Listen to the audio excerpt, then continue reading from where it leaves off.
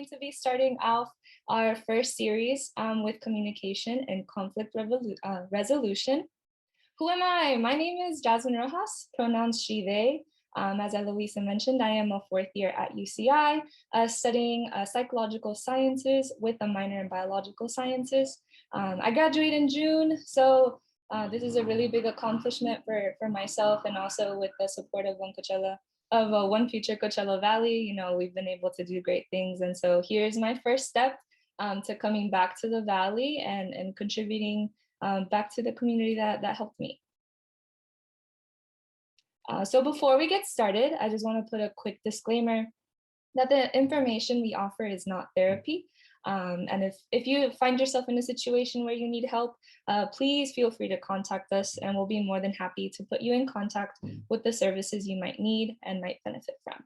For all of my workshops, I like to set a couple of community agreements as a safe space to understand that here in this area, we respect others and their opinions. You know, we all come from very different locations, very different experiences, and those experiences, you know, shape our values and beliefs. And so those make us very special. And so whatever is said here stays here. So that's my Vegas rule. So whatever is said here stays here. Whatever is learned here leaves here. So this is a safe space to be vulnerable, being honest, you know, learning from each other, but at the same time, keep that information confidential in this room, and go ahead and spread out any information you find important out to those who need it. And lastly, be present.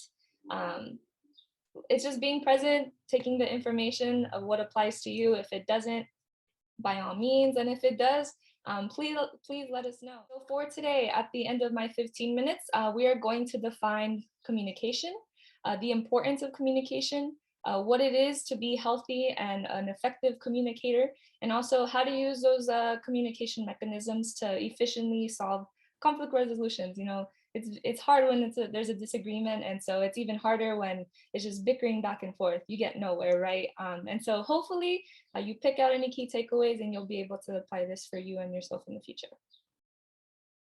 So quick icebreaker, a little self-reflection. You can either write, you can either text this, you can just think mentally, but reflect on how you communicate with people in your everyday life. This can be in a relationship, both platonic, academic, professional. And what does it mean to be a good communicator? So for me, I was a very extroverted person. When the pandemic hit, all of a sudden, I'm very introverted. I have a social battery. I'm just like, does this really have to be a meeting? Like, it could really be an email, you know? And so now, like, unfortunately, but fortunately, you know, we're a year in. And so now I strive. I'm just like, hey, can you have a few minutes to Zoom? Like, you know, I kind of miss that social aspect. And so for me, it always changes. What does it mean to be a good communicator for you? And what is communication to you? That's one of the key takeaways that we hope once we are able to, you know, sit down, take a different perspective, we'll be able to listen to understand rather than to listen and you know, give that feedback in not an effective way. So definitions, what is communication? Communication is a process by which information is exchanged between individuals. It can either be through symbols, signs, or behavior. Green light, that means go. Red light, that means stop. Also an emoji, that's something like that's fairly common. And so, you know, like emojis are something that are often used in today's, you know, texting. And also behavior. Behavior, whether or not I'm making eye contact. If I'm on my phone, just, you know, giving this presentation, that's communicating a message. And so basically the point of communication is to say something. It can either be your favorite color, it can be how you're feeling, it can be you might be needing something. And so with conflict, something that's very essential is communication, right? Whenever you have a conflict, it's usually a disagreement. And it's typically a long disagreement. And with conflicts, we need to resolve. And so resolving is solving the issue that was presenting through effective communication. So here's an example. I'm discussing dinner plans. I communicate that I want pasta, but here's a conflict. My sister actually wants chicken. So what do? Rather than yelling, I want pasta, I want chicken, I want pasta, I want chicken. How about we do pasta this week and we do chicken next week, right? Simple as that. It's not always that simple, but fortunately, like, you know, whenever you do have these effective coping mechanisms to communicate and being verbal about, you know, how you feel and how the other person feels, there's always a nice thing about compromise. So types of communication. Communication is seen in a various amount of ways. It can be either oral, either a public speech, what I'm doing right now, through television, news, phone conversations, through text. Oral communication is a form of communication that happens through spoken words. Written communication. All of y'all are here because you saw the wonderful post that Eloisa made. You got that information. This is on conflict and resolution. And so basically it's any word, anything that's handwritten or typed, you get that from newspapers, Word documents, letters, and books. And nonverbal communication. Nonverbal communication is those symbols, those colors, gestures, body language. Body language is very important. You know, you have that shaky knee. I can tell that you're nervous. You're communicating to me that you're nervous. Facial expressions as well. You're frowning, you're smiling, gasping, things of that nature. So really communication happens just by existing. One way or another, you're communicating some kind of message. So why is it important? It really affects our relationships with family, friends, and partners, our workspaces as well. It's important to be, you know, working hand in hand with your coworkers, and also education. You know, whenever we're really confused in class, the teachers can see there's, you know, there's some kind of confusion, and then finally it clicks and you get that magical, oh. And also something that we tend to do within our relationships, not just romantic, but like, hey, how are you doing? I'm fine. Are you sure you're fine? Like, I'm fine, but you're actually not. And so that's ineffective communication, because you're saying you're fine, but now there's some kind of miscommunication that can potentially start conflict. And so it's really important in regards to arguments, proving a point. But if there's different mechanisms to proving a point in a very healthy way. And also just, it promotes healthy and long lasting relationships. If you're honest with folks and you're able to be an effective communicator, you tend to maintain those relationships. So as I mentioned, effective communication is the ability to convey information effectively and efficiently. A lot of methods to having good communication is being open-minded.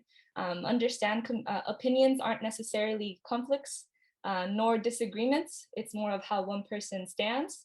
And also using a friendly tone and being respectful is very important, as well as knowing your audience. If I'm presenting to a bunch of fifth graders, there's no reason to be using scientific language that isn't going to be helpful, because the whole time they're going to be confused, right?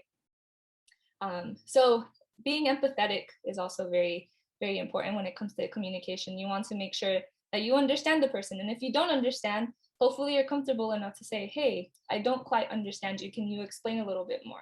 It helps you to describe how you're feeling. So rather than saying, I'm fine, just say, hey, like, you know, I'm having a tough day. So if you see me, you know, not really engaging in my typical behavior, now you know why. Healthy and unhealthy, once again, unhealthy ways of communication is just always being full of defensiveness. And also stonewalling. Stonewalling is like withdrawing from conversation and just saying, yes, I understand. But no, it's more of being engaged, actively listening, listening to understand rather than replying. And conflict resolution. So communication through conflicting beliefs, perspectives, thoughts, or goals. So here is a quote from Stephen Covey. The biggest communication problem is we do not listen to understand. We listen to reply. So that is the biggest theme of this presentation here. You know, it's making sure you listen to understand, understand the message that's trying to be communicated to you. And there's always questions in between to make sure we're listening to understand rather than to reply. So when do conflicts occur? Conflicts usually occur whenever they're being disrupted, and differences in opinions, disagreements, and any scarcity of resources. So let's just say there's the last piece of bread you want, rather than splitting it in half, you're like, I'm gonna hog it, I'm gonna hog it. And so there's a conflict. Reminders that conflicts are bound to occur. We are unique in our experience, thoughts, and backgrounds. So just, you know, utilizing all these tools of being empathetic, listening to understand, and not stonewalling, not disengaging, and nor being defensive, excuse me, will help you communicate and also solve those conflicts that you're bound to occur. Here's a quick little IBR approach. It's basically listen first, talk second, identify the facts together, separate people from problems, try understanding the other person's point of view, explore options together, and nurture good relationships. You're able to, let's just say you get angry, let's go ahead and look up some anger management techniques, being emotionally intelligent, and understanding body language. So here's a scenario I would like to leave y'all to think about with information we just went over. So your friend texts you after 2 weeks of leaving you on red. You're hurt because there was no reason why they stopped texting you. Even though you really miss them, you decide to ignore them back. After 2 days, your friend is now hurt because you haven't responded. What would you do? And so personally, for me, I tend to step back in the situation and I look at two friends who are refusing to talk to each other. Now they're both hurt, they both miss each other. And because, we kind of have that defensiveness of, oh, they didn't text me, so now I'm not going to text them. And so now we have a friend like, hey, I'm kind of hurt because you didn't text me. But now that pride that you tend to have within that conflict is letting you get in, it's not letting you communicate effectively rather than, hey, I was kind of hurt you didn't text me without a reason. What's going on? What if they had lost their phone? And because of that pride of not wanting to text them back, now they'll never know. And so communication gets in gets in the way of a lot of things. And so sometimes it just takes getting the proper resources and the proper techniques to keep those healthy and long-lasting relationships.